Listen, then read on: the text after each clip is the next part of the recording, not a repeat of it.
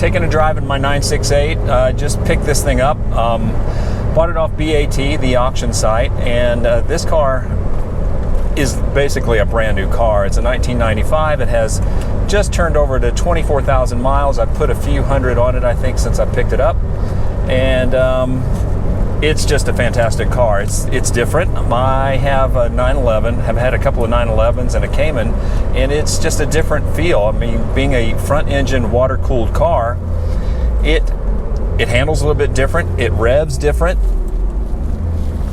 The power band is a little bit different. It's not super snappy off the line, but once you get it up past 4,000 RPMs, it really starts to wake up. And part of that is because of this Variocam situation that they have in the motor, which at the time that this thing was built, it was probably the most powerful four-cylinder built in the day.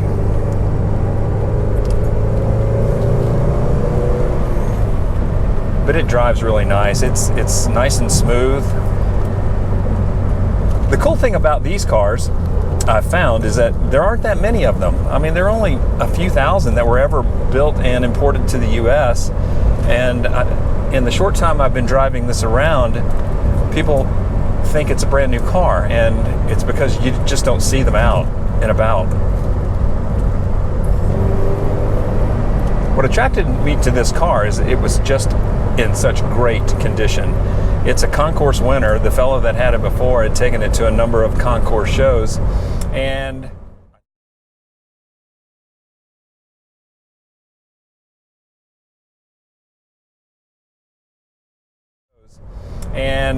I think he won his class a couple of times and maybe a couple of second places, but it's almost perfect. There's nothing wrong with the body.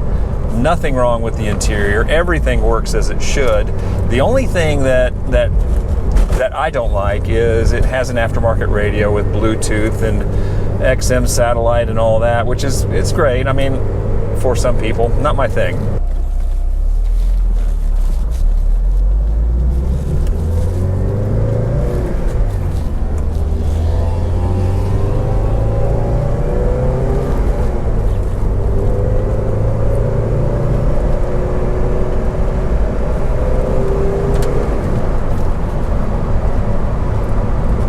After putting a few miles on this car, I've discovered that typically in just driving around town, you hardly ever get out of fourth gear. I mean, that would be the highest that you go. Now on the highway, I get up to fifth and then even maybe sometimes sixth, but you really don't need it. It's like having two overdrive gears.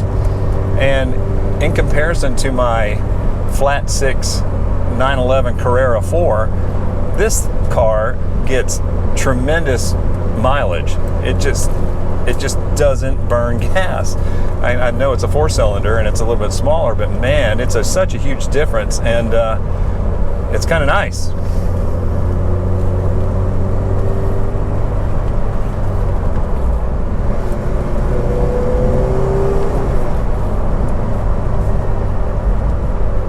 Car shifts great. Everything works. When I did pick it up, the AC just needed a recharge, so I did that. All the service has been done on this car and maintained very, very well. The belts, tensioners, water pump have all been replaced recently. I've seen cars online, 968 cars with well over 200,000 miles and still running strong.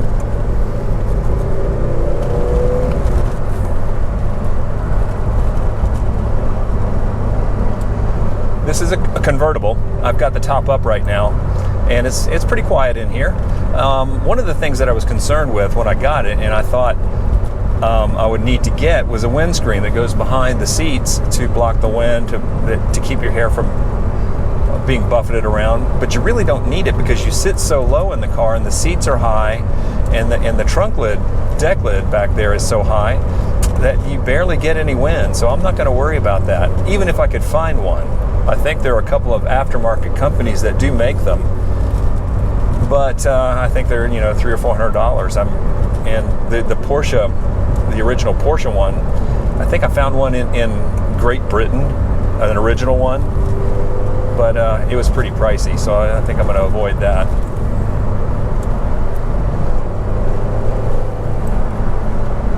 does run on premium gas, which is no big deal because it barely burns any. Air conditioner is blowing cold. It feels nice.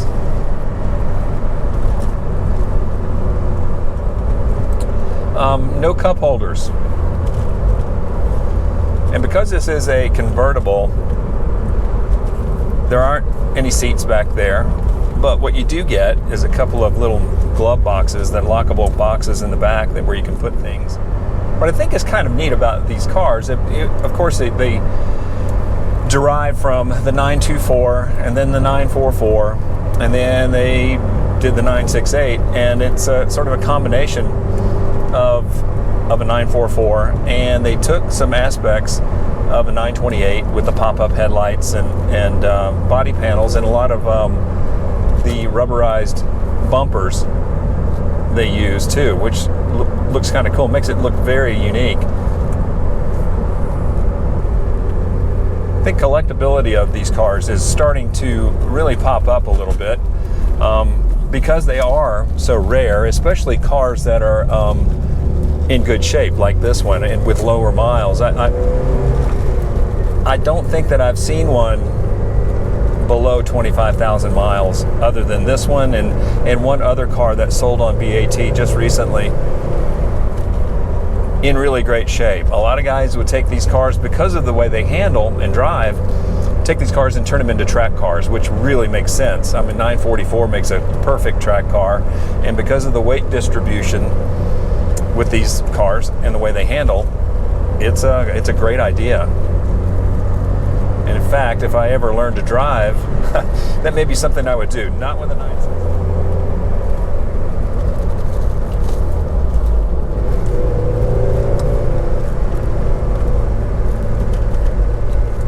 Always my luck. I get stuck behind somebody on this nice little stretch of road.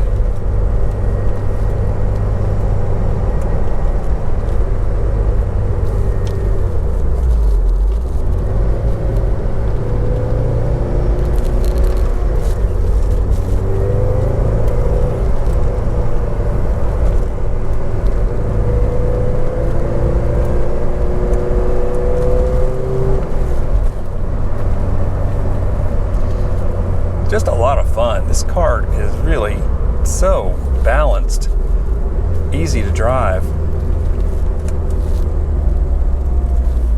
They did make a Tiptronic, the Porsche automatic, and I think at the time, in '95, it was the first automatic that could be a manual shift as well.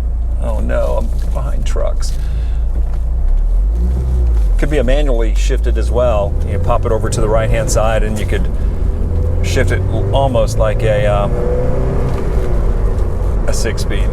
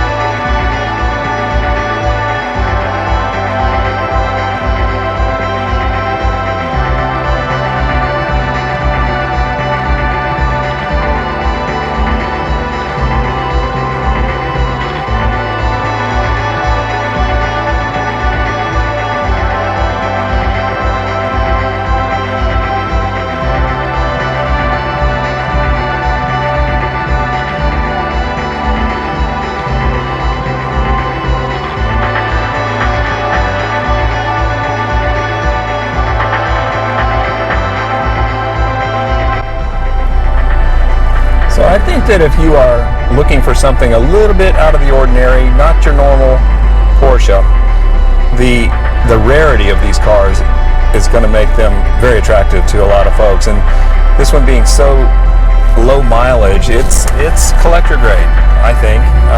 The prices are popping up, getting higher all the time, and this would be one to keep and watch it appreciate, I think. Hope you enjoyed that little drive.